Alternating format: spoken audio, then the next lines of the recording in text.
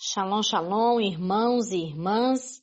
Vamos então estudar um resumo, né? Eu vou fazer aqui um resumo da próxima e atual paraxá, que é a 26ª paraxá de um total de 54 e é a terceira paraxá de Levítico, Vaikra, que é a paraxá Shemini, que quer dizer oitavo. Na Torá, nós lemos Levítico, capítulo 9, do verso 1 até o capítulo 11, verso 47. Na Haftará, lemos 2 Samuel, do capítulo 6 até o capítulo 7, verso 17. E na Brit Hadashá, lemos Marcos, capítulo 14, do verso 1 até o verso 72. Então, a paraxá recebe este nome, pois ela inicia assim dizendo, Shemini. Ao oitavo dia, chamou Moisés a Arão e a seus filhos e aos anciãos de Israel. Antes, estavam 7 dias em preparação, em consagração para este oitavo dia, que seria a grande inauguração de tudo, do sacerdócio, do tabernáculo. Apesar de ser o oitavo, este dia também foi o primeiro dia de muitos eventos. Foi o primeiro dia da semana, que é Yom Rishon, ou domingo, como nós chamamos aqui no Ocidente. O primeiro dia de Nissan, que é Ano Novo Bíblico. Foi o primeiro dia da glória de Adonai, no mexicano tabernáculo. E também o primeiro dia de Kehuná, que é o sacerdócio oficial. Então, a nossa nação de tempo foi construída com base... a nossa noção de tempo foi construída com base no número 7, que é Sheva, por ciclos de 7 em 7, 7 semanas, né? E assim por diante. O ano sabático, o sábado, o sétimo dia. Então, assim, Deus nos ensinou. Deus terminou a criação e no sétimo dia descansou. O casamento judaico é festejado também por 7 dias. O sétimo ano é ano de Shemitah, ano de descanso. E a Páscoa, tabernáculos, essas duas grandes festas, entre outras, são celebradas também por 7 dias. Então, o 7 é um número que rege o mundo material. 7 também fala de Deus, santificação, plenitude. Então, teremos também, nós até ansiamos, né, por isso, onde teremos o 7º milênio. Então, existe um reino espiritual e outro reino material. Eles são separados atualmente, embora haja uma interação entre eles. Da mesma forma, a Torá, que é a ferramenta para a santificação do homem, só existe enquanto houver pecado. Sem pecado no mundo, a Torá não mais existirá, pois ela vai perder no futuro a sua utilidade, uma vez que ninguém mais vai errar, ninguém mais vai pecar. Sabemos que na escatologia bíblica, ela se resume, vamos fazer um resumo bem breve, né, dessa escatologia, sem entrar em pormenores. Então, nós vamos ter primeiro, né, a grande tribulação, depois ações contra Israel e os seus. Num terceiro momento haverá desespero de alguns, né, onde os cálices da ira são derramados. Há também a grande besta, o anticristo, o falso profeta, a grande prostituta. Ao toque, então, da trombeta, agrupará todos os seus escolhidos, onde acontecerá a primeira ressurreição dos mortos.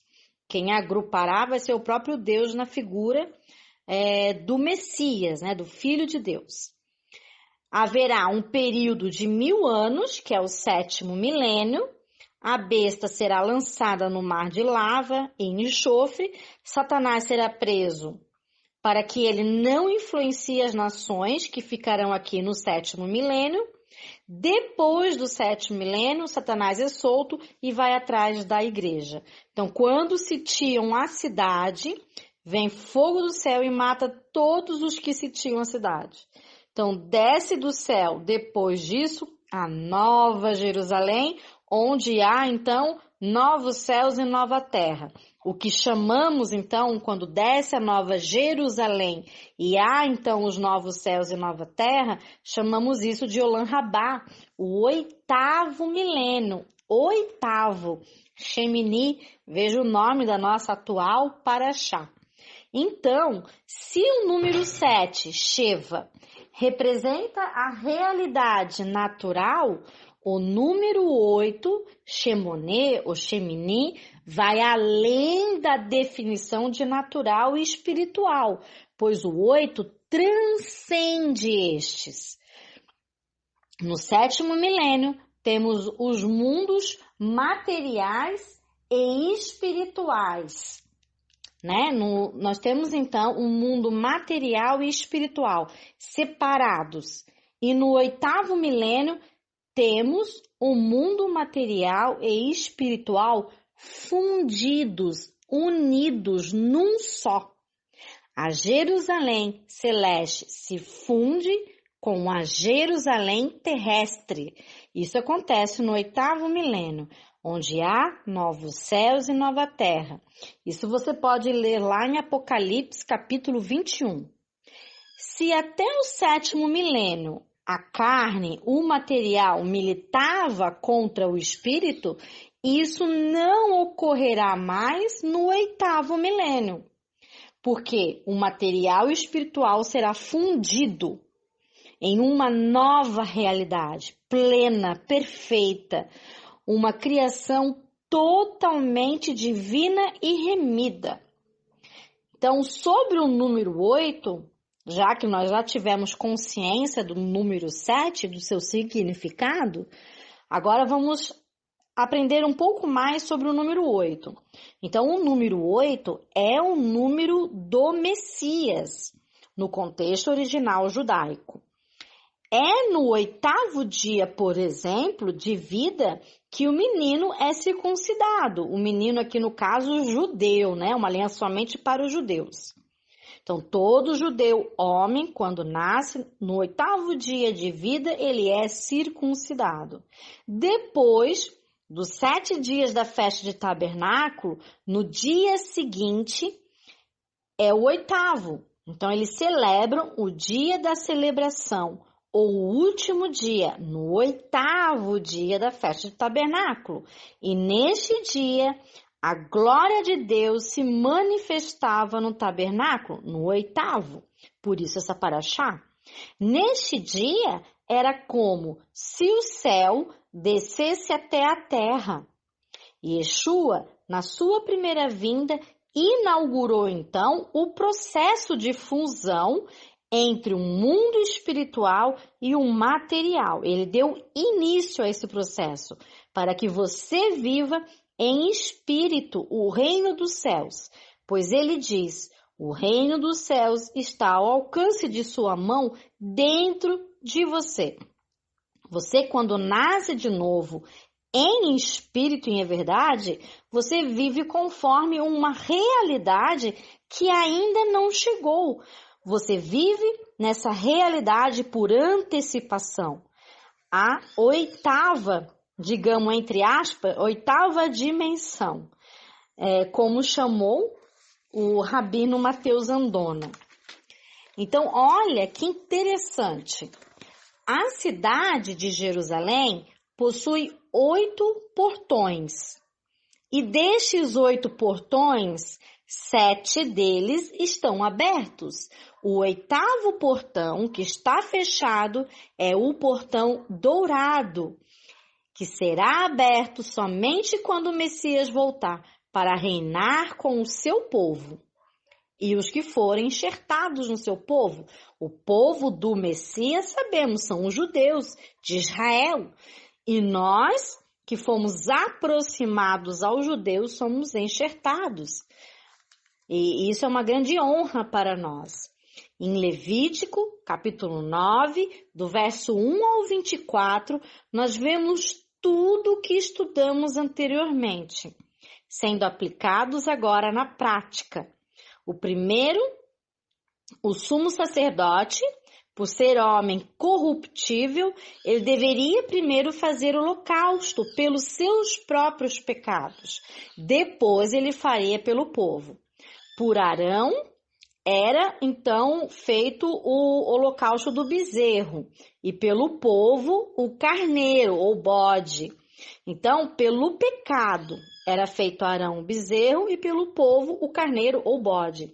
Então, por ofertas pacíficas também e holocaustos. E também pelo pecado, como eu falei anteriormente. E como fez o que o Senhor ordenou, a glória do Senhor naquele dia iria aparecer caso eles fizessem tudo conforme o Senhor havia ordenado.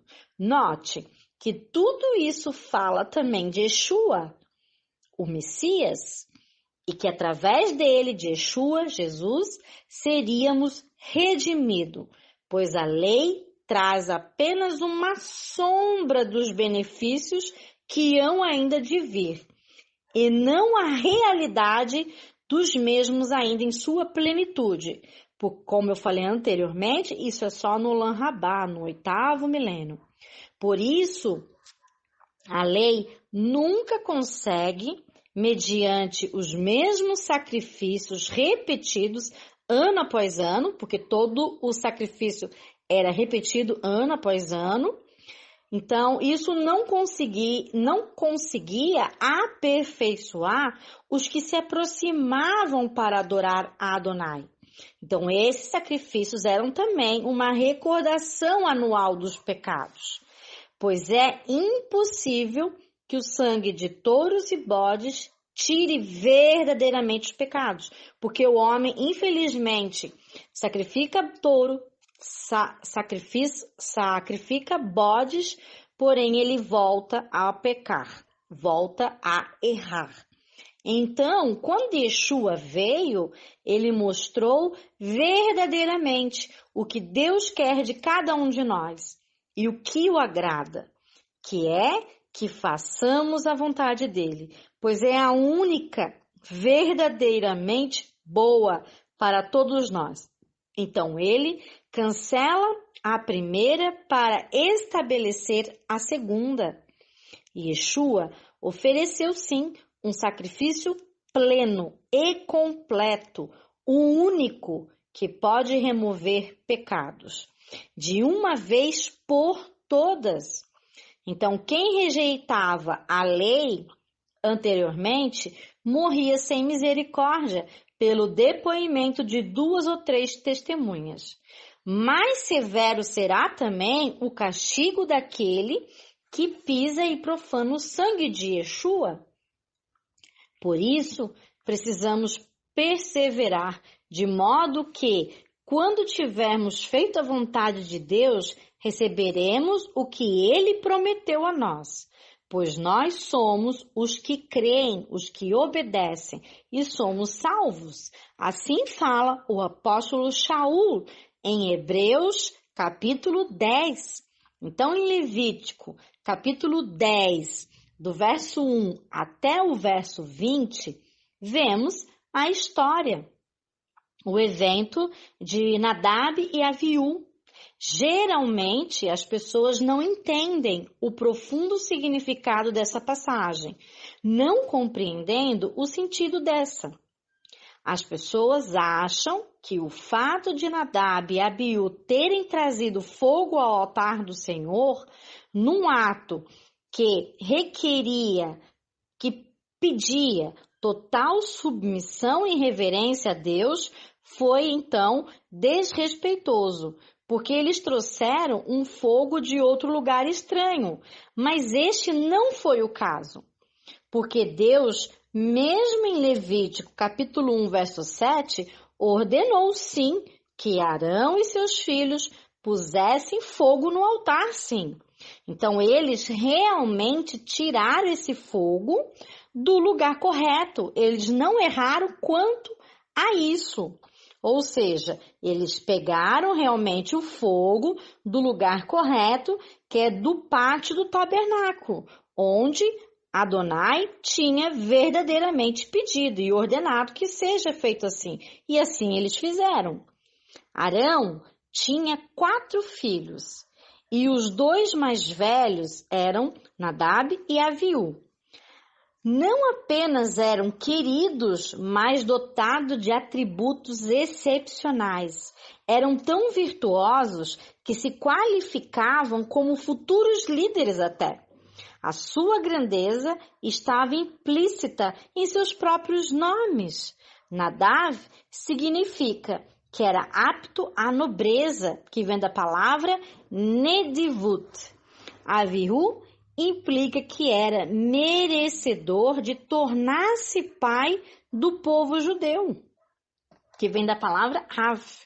Então, eles pegaram o fogo do lugar correto, sim, do tabernáculo, e não foi esse o erro deles. Porém, foi abominação para Deus, não por causa, então, da origem, mas devido à atitude que eles trouxeram fogo. A palavra no verso 9 nos dá a entender que os 2 estavam embriagados, os 2 estavam bêbados. Então, os 2 sacerdotes trouxeram fogo que representava algo santíssimo a Deus, sem dar o exemplo ao povo por intermédio de suas atitudes, isto é, fizeram a obra de Deus de maneira desleixada, de maneira irresponsável. Por isso foram punidos com mão forte, instantaneamente, por seu próprio erro dos 2 de estarem bêbados, embriagados. Os ensinos rabínicos dizem que a morte dos 2 foi um exemplo para aquela nação. Então, Deus requer santidade do sacerdote. No verso 3, Adonai explica por que matou os 2. Mostrarei a minha santidade naqueles que se achegam a mim e serei glorificado diante de todo o povo. Por isso, profetas e servos de Deus temiam estar na presença de Deus, pois sem santidade ninguém podia ver a Deus sem morrer. Por isto, o apóstolo João caiu como morto, lá em Apocalipse, capítulo 1, verso 17. Por isso Isaías disse: estou perdido, porque sou um homem de lábios impuros e habito no meio de um povo de lábios impuros. Isso ele fala em Isaías, capítulo 6, verso 5. Entre outros casos que nós conhecemos também na Torá e na Bíblia. Então, na vida daqueles que servem a Deus, a sua glória é manifesta. O povo aprendia sobre Deus com a vida do sacerdote. No seu conduzir diário também, Hashem requer mais que um simples ato de levar o fogo ao altar. Do cuidar do templo, ele requer também uma santidade moral e de consciência, para que sirvamos ao Eterno da maneira correta, que agrada a Hashem, conforme ele ordenou. Por este motivo, o apóstolo Paulo, o apóstolo Shaul, admoesta Timóteo ao escolher líderes na igreja, em Éfeso. A primeira recomendação é que o presbítero fosse homem de fé, sem hipocrisia e de consciência pura, boa, sem malícia, sem amor ao dinheiro, ou seja, sem corrupção, sem ganância, irrepreensível, tanto para os de dentro da própria casa, como para os de fora.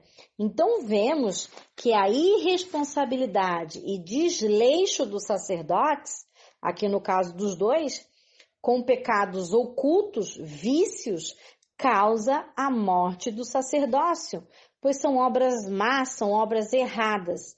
Então, a punição, na verdade, veio dos próprios sacerdotes, que com esses pecados ocultos, esses vícios, eles morreram por causa disso. Então, a palavra também diz que muitos virão e dirão: Senhor, Senhor, em teu nome expelimos demônios, curamos enfermos, pregamos o evangelho.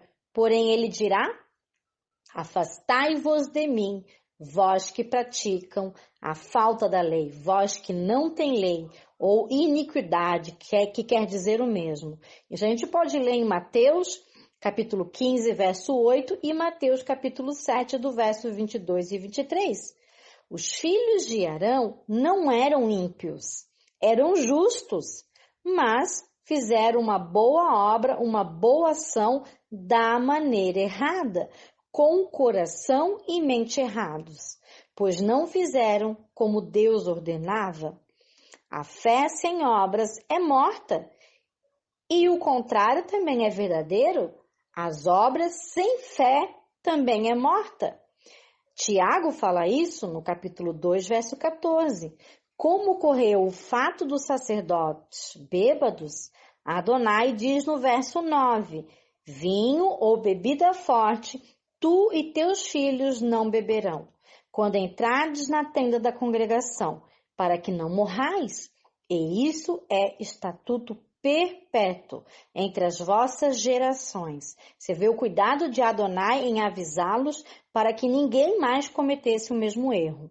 Então, quando Arão percebeu que seus filhos estavam mortos, com a advertência de Moisés, Moshe, para não chorar, nem rasgar as suas vestes, nem descabelar, o que era costume quando alguém morria, então Arão parou de soluçar e ficou em silêncio. O silêncio não era somente exterior, mas o silêncio de Arão era também interior, pois em seu coração aceitou Arão o julgamento de Rachem com serenidade. Como os sacerdotes estavam consagrados naquele mesmo dia e por isso estavam impedidos de profanar-se e não podiam então enterrar pessoa. Então Moshe chamou os primos de Nadav e Abiú, que é Misael e a Elzafã, para remover então os corpos do mexicano, do tabernáculo. Arão não comeu a oferta pelo pecado, pois seus filhos a ofereceram e eles pecaram, eles erraram, e Adonai não os perdoou do erro, e eles morreram. Provavelmente, Rachem não aceitaria que Arão a comesse, uma vez que uma grande tragédia aconteceu a Arão e a sua casa. Então, um dia de luto, não era apropriado o sacerdote comer a carne de um corbã. Essa é a própria lei de Adonai, própria instrução de Adonai. Então, Moshe ouviu a razão do irmão Arão e se arrependeu de tê-lo censurado, porque Moshe havia censurado Arão, mas depois de saber a resposta de Arão sobre isso, que o próprio Deus tinha ordenado que não era bom que um sacerdote comesse quando de luto, então ele até se arrependeu, né? Moisés até se arrepende de ter censurado Arão e até disse: perdoe, meu irmão, a raiva me fez esquecer disso. Você se comportou corretamente, enquanto eu, Arão, Moshe falando, enquanto eu, Arão, errei. Claro, isso está na lei oral. Então, a raiva realmente é punida com o esquecimento da sabedoria da Torá. Isso é lei do Eterno, instrução do Eterno. A raiva, vou até repetir, a raiva realmente é punida com o esquecimento da sabedoria da Torá, das leis, das instruções do Eterno. Pois o coração da pessoa, quando está com raiva, ele não pode conter egoísmo e a Sheriná do Eterno ao mesmo tempo. Quando tem a raiva, vem então o egoísmo e a Sheriná deixa o coração. Por isso, a punição sem a Shekhinah é a pessoa esquece da sabedoria de Deus. E foi isso que aconteceu com Moisés.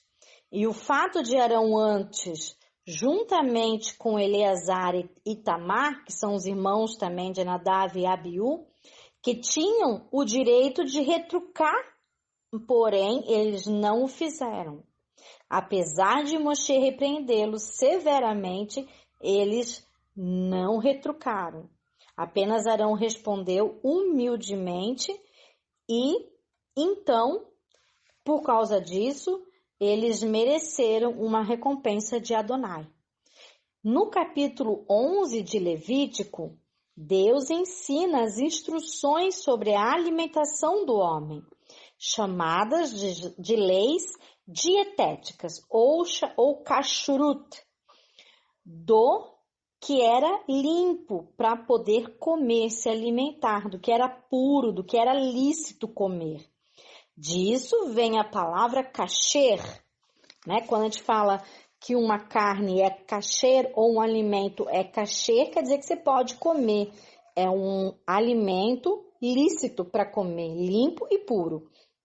E assim fazemos, então, diferença entre o santo e o profano, entre o puro e o impuro, entre o que é lícito e não é lícito. Então, a boa alimentação é um dos fatores que determina a qualidade de vida do povo de Deus. Então, ele nos ensina, Adonai nos ensina o que é bom comermos e o que não é bom comermos. O que é certo e por isso é alimento, e o que é errado e consequentemente não é alimento. Precisamos então entender as regras alimentares de Deus sob 3 aspectos: o espiritual, que necessita de fé, o psicológico, que necessita domínio próprio, e o biológico, que necessita da aprendizagem do nosso físico, da nossa anatomia também. Então, nem todos os estatutos aqui alimentares ou outros, nem todos nós compreendemos em sua plenitude, mas mesmo assim fazemos conforme foi ordenado por Deus, pois são estatutos que são chamados de Hukim. Hukim é estatutos. E nem todo estatuto, nem todo Hukim condiz com a lógica da mente humana, pois contém uma sabedoria, muitas vezes, que ainda não conhecemos na sua totalidade. Então, porque o Eterno mandou, nós obedecemos. Deus quis que a alimentação do povo não fosse apenas algo físico, mas fosse um ato de consagração, temor e obediência a Ele. Então, a pessoa obedece até quando come, Baruch Hashem, pois serve ao Deus de Abraão, Isaque e Jacó, e se lembra dele durante as várias refeições diárias. Então, o apóstolo Shaul, diz para os colossenses que guardavam as leis alimentares. Note que os colossenses, em sua maioria, não eram judeus, eram não judeus.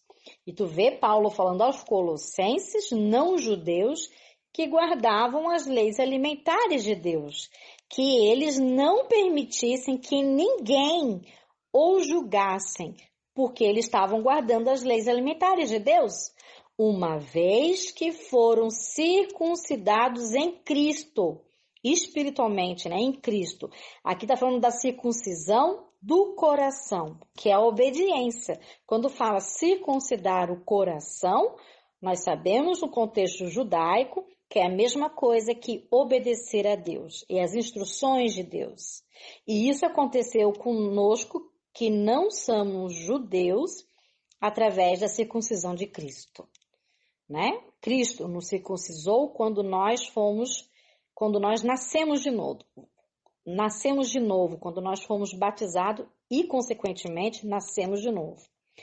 E por isso, o não judeu também pode sim, caso queira, guardar essas instruções, essas leis alimentares de Deus, que é bênção para o judeu, mas também é bênção para o não-judeu. Isso vocês podem ler lá em Colossenses, capítulo 2, verso 16. Agora, nós vamos resumir as regras alimentares em 4 grandes grupos. Eu tomo bastante a base aqui, né? A Torá comentada, Vaikra, do Rabino Marcelo Guimarães. E aqui ele faz um resumo na página 75. Então, nós vamos resumir as regras alimentares em 4 grandes grupos, conforme ele fez. Então, o primeiro grupo, dos animais que vivem na terra, destacando os quadrúpedes. Então, pode-se comer todo que tem unhas fendidas, que o casco se divide em 2, e rumina. Então, tem que ser essas 2 coisas. Casco fendido, são as unhas fendidas, e também rumina, ao mesmo tempo que tem os cascos fendidos. Entre esses animais, então, que tem essas 2, nós podemos comer. Já o camelo, o arganaz e a lebre, eles ruminam, mas eles não têm unha fendida. Então, por não ter unha fendida, embora ruminem, nós não devemos comer. Bem como o porco, que embora tenha unhas fendidas, o porco também não rumina. Então, aqui se inclui também os répteis e os anfíbios, como a cobra, jacaré, crocodilo, que não comemos também. Nada de réptil, né?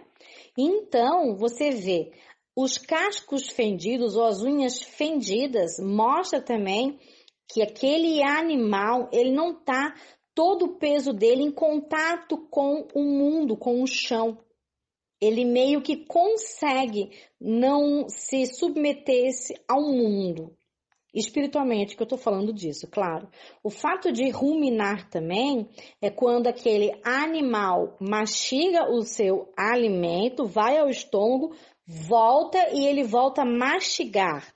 Então, esse fato de ruminar do animal, espiritualmente, mostra que nós devemos meditar, pensar sobre as coisas de uma forma, a gente ver se aquilo é correto, se não é, a meditar, pensar sobre, estudar mais, para saber o que é certo e o que não é certo. Quando a gente medita na Torá, medita na palavra do Eterno, e espiritualmente nós estamos ruminando, né? E nós estamos pensando sobre aquilo, meditar de dia e de noite, como fala, né, em Deuteronômio. Então você vê os aspectos, né, que nós conseguimos entender. Alguns não, outros sim. Pode-se ter mais outras, porém, nossa mente é limitada.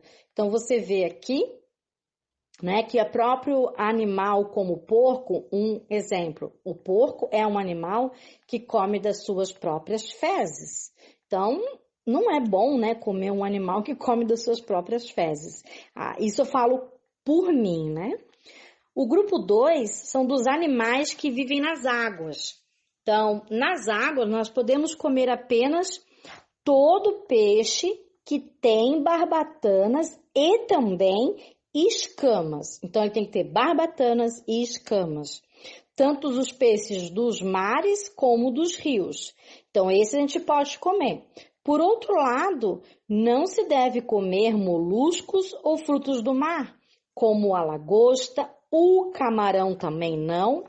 O camarão, inclusive, é o animal que come lixo do mar, tá? Como o porco é o da terra, o camarão é o do mar. Então, a gente não deve comer. Siri também não, lula não, ou peixe de couro. É o peixe que não tem escamas, né? Ele é todo de couro.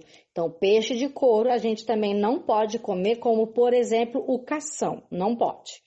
Então, aqui se inclui a proibição de qualquer tipo também de réptil das águas, como o jacaré, a cobra, também não pode comer.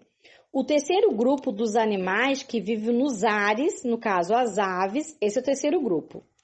Deus não especifica uma categoria de aves.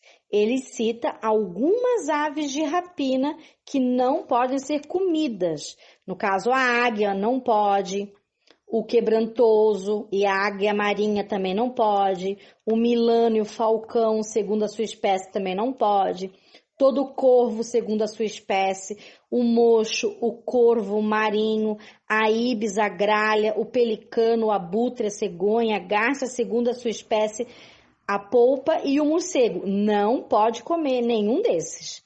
Alguns rabinos fazem uma associação de carne e de matéria orgânica morta em decomposição.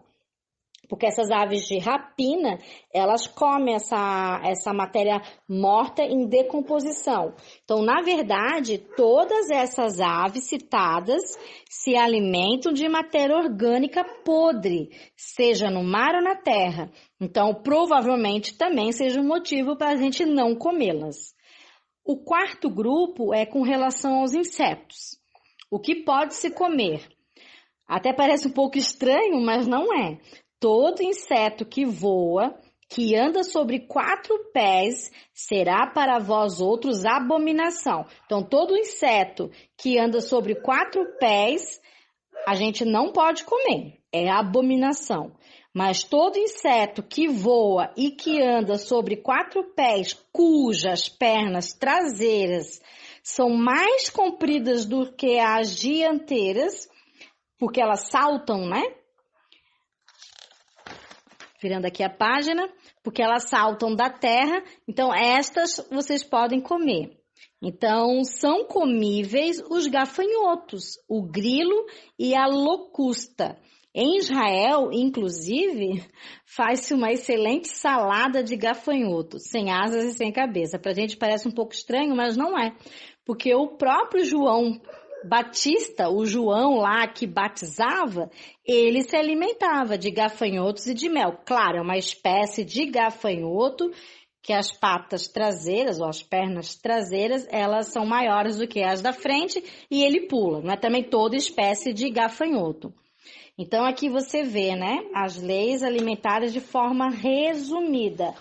E também algo que os judeus nos ensina está na página 83, que são as bênçãos, né? No judaísmo, há uma variedade de bênçãos para os alimentos, e muitas delas são bem antigas. Algumas foram recitadas até mesmo pelo próprio Yeshua, como a bênção do pão e do vinho, durante a celebração, por exemplo, do Kiddush, que é pão e vinho, o Kiddush Shabbat, com todos os sábados nós fazemos. Então, há a bênção do pão, que é falada, né? A bênção. Baruch atah Adonai Eloheinu melech haolam, amotzi lehem min haaretz. Bendito és tu, Senhor, nosso Deus, Rei do Universo, que tira o pão da terra, isso quer dizer a bênção. Então, os judeus messiânicos acrescentam a expressão Beshem Yeshua HaMashiach, ou seja, em nome de Yeshua, Jesus, o Messias. Também há a bênção do vinho, onde se fala Baruch atah Adonai Eloheinu melech haolam, borei pri hagafen. Bendito és tu, Senhor, nosso Deus, Rei do Universo, que cria o fruto da vide. Esse é o significado da bênção. Há também a bênção sobre todas as frutas que crescem em árvores, e nós damos a bênção no judaísmo assim. Baruch atah Adonai Eloheinu melech haolam, borei pri haetz, que quer dizer, bendito és tu, Senhor, nosso Deus, Rei do Universo, que cria o fruto da árvore. A quarta bênção é sobre todas as frutas que crescem da terra, que são os vegetais. Então, é falado, Baruch atah Adonai Eloheinu melech haolam, borei pri hadamah, que quer dizer, bendito és tu, Senhor, nosso Deus, Rei do Universo, que cria o fruto da terra. Há também a bênção sobre carne, peixe, leite, ovos e etc. Líquidos também, exceto vinho, que é Baruch atah Adonai Eloheinu melech haolam, shehakol niya bidvaro, que quer dizer, bendito és tu, Senhor nosso Deus, Rei do Universo, por cuja palavra tudo veio a existir. Então, muitos de nós damos essas bênçãos diariamente e até várias vezes ao dia, para louvar o Criador de todas as coisas, Deus de Abraão, Isaque e Jacó. E é realmente uma boa tradição que crê aqui, né, o Rabino Marcelo, que o apóstolo Paulo se referia quando ele escreveu: conservai as tradições que vos foram ensinadas, seja por palavra, seja por epístola nova. Lá em 2 Tessalonicenses, capítulo 2, do verso 15.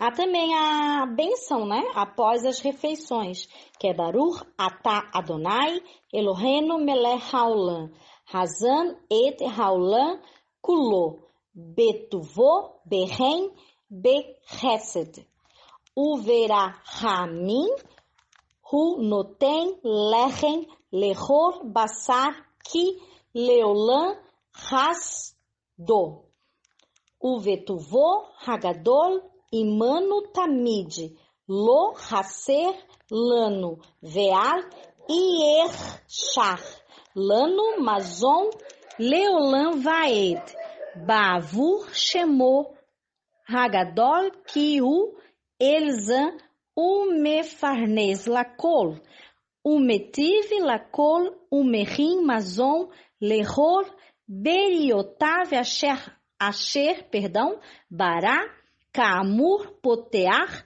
et iaderha, umas bia lehor hai hatson, Baruch atah Adonai Hazan et hakol, que significa: bendito és tu, Senhor nosso Deus, Rei do Universo, que alimenta o mundo inteiro em sua bondade, com a graça, benevolência e com misericórdia. Ele dá alimento a toda a carne, pois sua benevolência dura para sempre. Pela sua grande bondade, que está sempre conosco, nunca nos falta, e que não nos falte alimento para todo sempre, por seu grande nome. Pois ele é Deus bondoso, que nutre e sustenta a todos, e faz bem a todos, e providencia alimento para todas as suas criaturas, aos quais criou, como está escrito: tu abres mão e satisfazes toda coisa viva. Com favor, bendito és tu, Adonai, que provê alimento a todos. Há também a bênção após outros alimentos e bebidas, que é Baruch atah Adonai Eloheinu melech haolam, boré nefashon robot vereshronam al kol ma shabarata lehahayot barem nefesh kolhai, Baruch rei haolamim. Que quer dizer: bendito és tu, Senhor, Rei do Universo, Criador de numerosos seres vivos e suas necessidades, por todas as coisas que tu criaste, para com as quais sustentar a alma de cada ser vivo. Bendito é Ele, que é a vida dos mundos. E nós, continuando o estudo, na Haftará, lemos 2 Samuel, capítulo 6, do verso 1, até o capítulo 7, verso 17. Então, nós vemos aqui na Haftará de 2 Samuel, Uzá, que significa força, porém, ele não se havia medido na presença de Deus e nem aprendido ainda a verdadeira fonte da força. Então, por sua falta de reverência, que jaz sobre uma aparência de devoção honesta, onde se presume que a sabedoria humana é suficiente para tomar uma resolução, uma solução, sem consultar ao próprio Deus, ou sem a força humana suficiente para fazer somente a vontade de Deus. Então, Uzá é ferido e o eirado preparado vem a ser chamado de Pérez Uzá, que significa quebrantamento da força. Então, quantas vezes nós mesmos agimos como Uzá, como Nadab e como Aviú? Então, devemos aprender a nos portar na presença de Deus e do próximo, não da maneira que agrada aos nossos olhos, mas da maneira que agrada aos olhos de Rachem. Então o rei Davi dançou com todas as suas forças e se alegrou, humilhando a si mesmo, e temendo a Deus, e com toda sua reverência a Adonai. E foi recompensado por isso a sua esposa, filha de Saul, por ter reprovado a reverência correta de Davi, jamais teve filho. Então Davi temeu até mesmo trazer a arca para si na tenda, deixando na casa de Obed-edom por 3 meses. E o Eterno abençoou esta casa. Sabendo Davi que Deus não estava mais irado, Davi levou com alegria a arca à cidade. Porém, a cada 6 passos, oferecia ofertas de holocaustos a Adonai. Tamanha era sua reverência a Deus e o seu temor. Ele dançou nu, se humilhando e alegrando na presença de Adonai. Que possamos aprender com ele, ser reverente, ter reverência a Deus, né? E ter temor a Deus. Saber na presença de quem nós estamos. Na Brit Hadashah de Hebreus, capítulo 7, do verso 1 ao 19, para concluir o nosso resumo do nosso estudo, vemos o sacerdócio superior ao levítico, ao dos levitas, que é o sacerdócio de Yeshua, segundo a ordem de Melquisedeque, pois os levitas, na figura do patriarca Abraão, pagaram dízimos a Melquisedeque, que abençoou Abraão, que tinha as promessas. O superior abençoa o inferior.